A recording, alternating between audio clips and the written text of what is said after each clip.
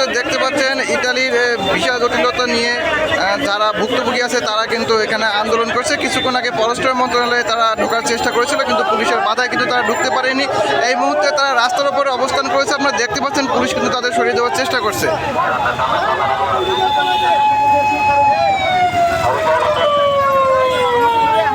তারা দাবি করছিলেন 2 বছর ধরে তারা ইটালির ভিসা জটিলতায় ভুগছেন, কোনো সমাধান পাচ্ছেন না।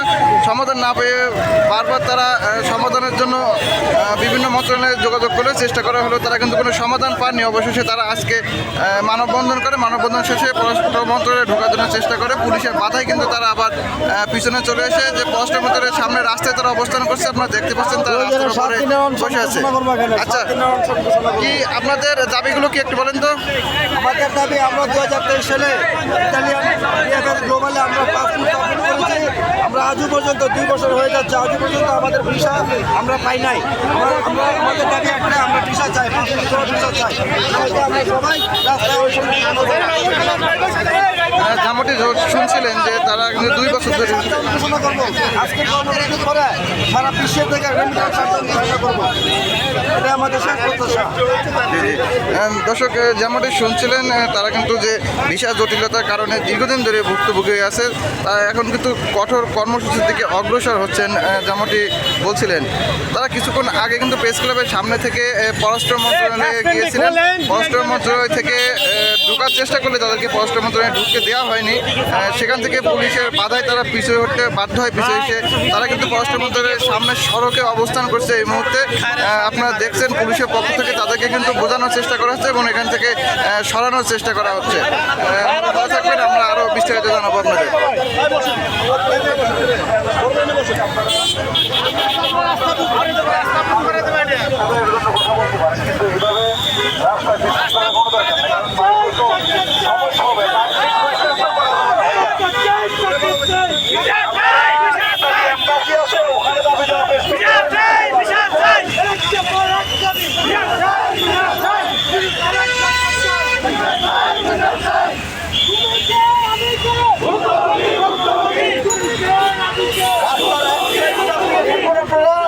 যারা আন্দোলনকারী আছে, দর্শক আপনারা দেখতে পাচ্ছেন তারা কিন্তু পুলিশের বাধায় রাস্তার উপর থেকে সরে যেতে বাধ্য হচ্ছে। তারা রাস্তা থেকে উঠে সামনের দিকে অগ্রসর হচ্ছেন।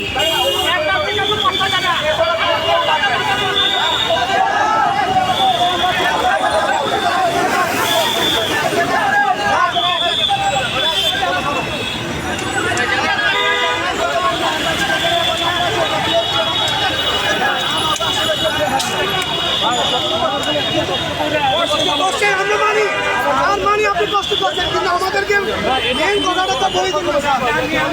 আমরা কি করবো? আমাদেরকে আশা দিয়ে পারেন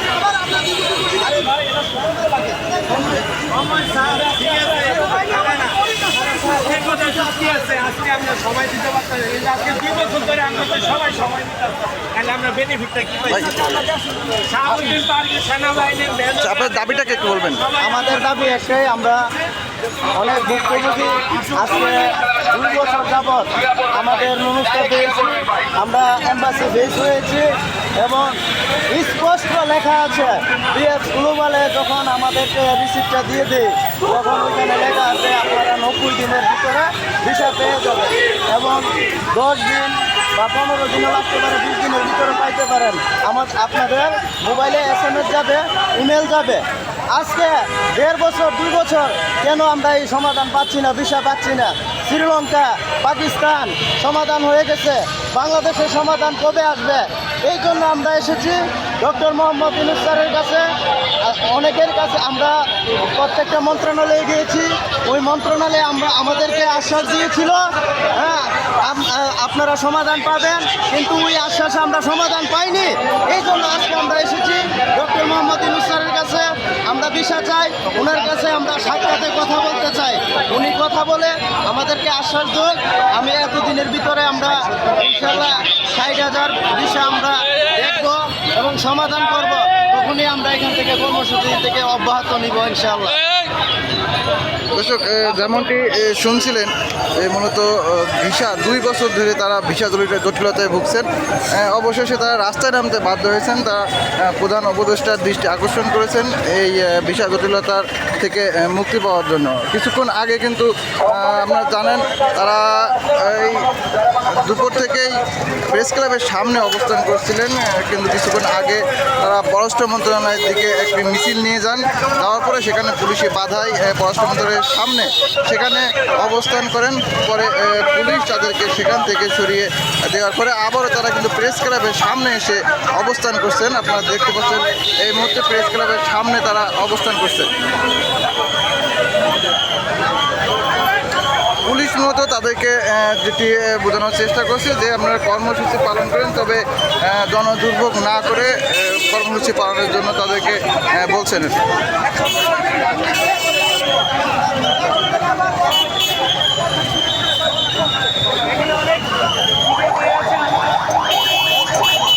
আজকে সরিয়ে